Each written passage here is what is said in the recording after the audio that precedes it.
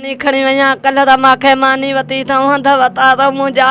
माखऊं वरी अॼु वया त माखे पुट न ॾेखारियो अथऊं मुंहिंजो मासां ना हक़ कयो न बा मुंहिंजो ॾेरो टयो वेचारो पुट आहे भूरल उहो गॾु थियासीं नसीरूं गॾु थियासीं असांखे लिकाए विया आहिनि असांखे अदिलु कयो असांखे हक़ु पंहिंजो मिले असांखे तौबा असां ग़रीब आहियूं असांखे ज़ारी आहे क़ुर मथे ते असांजे हिन क़ुर जे सदके अदिलु कयो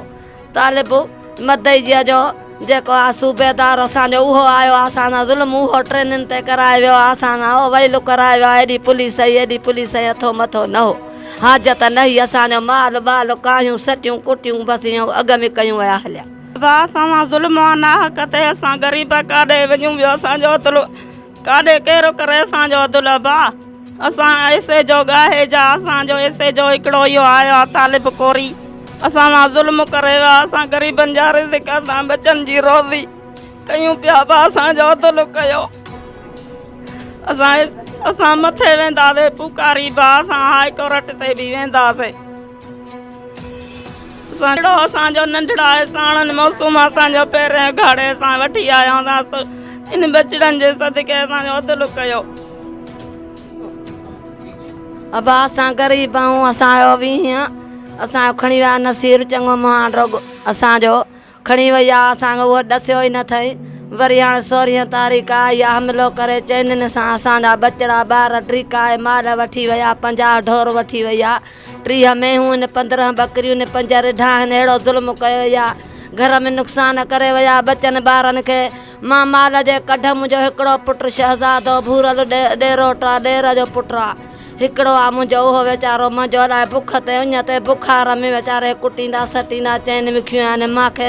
कुटे सटे चइनि मूं लाहे मूंखे उछलियऊं मां पोइ मोटी आयमि रड़ंदी रहंदी हिते आयमि त पधर ॾिठुमि अचे का शइ न घर में इलाही ध्यानु करे विया ॿार बचे खे कुटे सटे कुटे असां अहिड़ो नाहक कयो असांजो हाणे अदुल कयो को असां ग़रीब आहियूं असां नाहक असांजो को बि न अलाए काथूं न काथूं असां ग़रीब आहियूं असांखे का बूई बाखई कान्हे कंहिं शइ जी असां ग़रीब आहियूं सफ़ा बोझ छोरड़ो ॿार आहे मां रनज़ाल आहियां मुंहिंजो शहज़ादो पुटु मां हिकु घर में का शइ हिकिड़ी अदड़ी नंढड़ी जावल ॿारड़ा बि फौत थी विया वीचारे जा असां ग़रीब आहियूं बेॾो आहियूं असांजो नसीर मारफाणी असांजो आरान शहर मां होटल तां खणी विया आहिनि असांजो 20 ॾींहं शियान असांखे ॿुधायो ई न अथऊं तंहिंमें असांजो 16 तारीख़ वरी असां ते रेट करे हमिलो ट्रेनिन सां असांजो माल मथा हक़ आहे छिके विया आहिनि असां ग़रीबनि जा ध्यानु करे विया आहिनि तंहिंमें असां विया आहियूं जो